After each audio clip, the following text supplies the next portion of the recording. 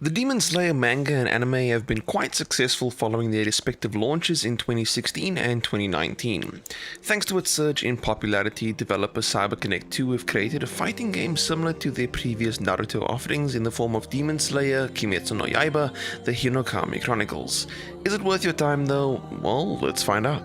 The game's story mode follows the anime series, but instead of starting directly at the very beginning, it picks up once main protagonist Tanjiro Kamado is training to be a demon slayer under the guidance of Sakonji Urokodaki.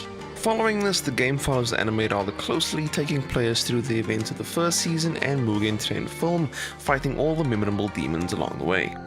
The storyline is pretty much the same as it is in the anime and is actually quite short.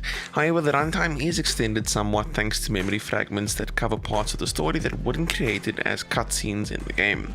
This is great for newcomers, but if you've already seen the anime, then it's very likely that you'll skip these since they're pretty long and don't really add anything to the story.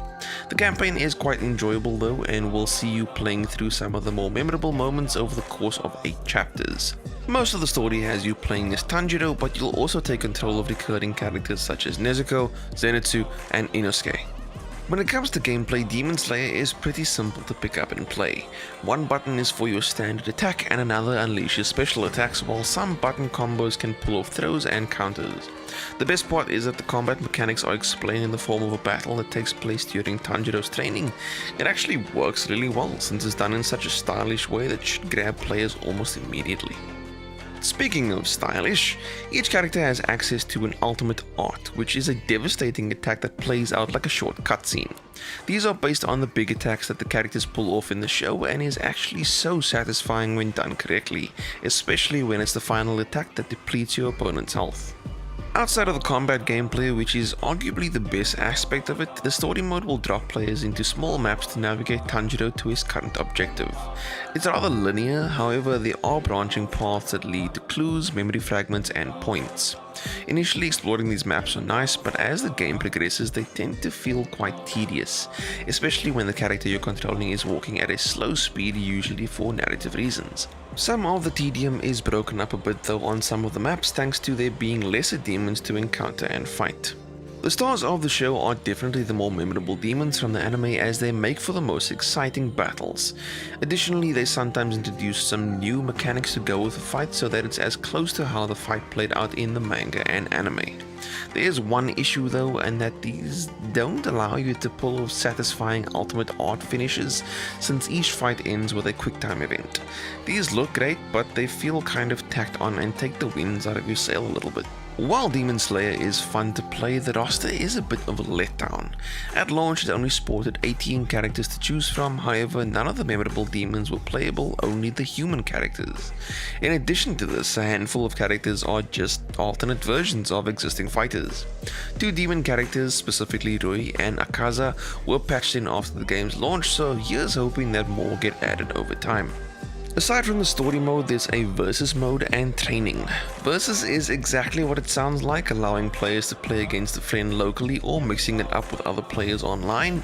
Training is more a series of challenges. You select your instructor and then complete a host of different challenges over the course of 10 missions. These challenges range from picking up the victory with an ultimate art finish to performing a certain number of counterattacks. Visually, Demon Slayer looks amazing. It features a cel-shaded visual style which gets it looking as close to the anime as possible. The animations are also fluid, and this is especially true for the ultimate arts, which are a feast for the eyes.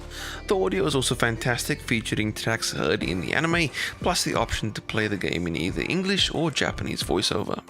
Demon Slayer Kimetsu no Yaiba The Hinokami Chronicles is a fun fighting game, but unfortunately is let down somewhat by some of the design choices. Namely, having to explore maps to get to the next fight, plus the speed at which the player character walks. The story mode is fun to play through as you take on the various memorable demons though.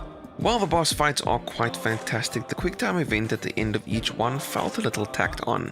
Additionally, the roster could also use a few more fighters.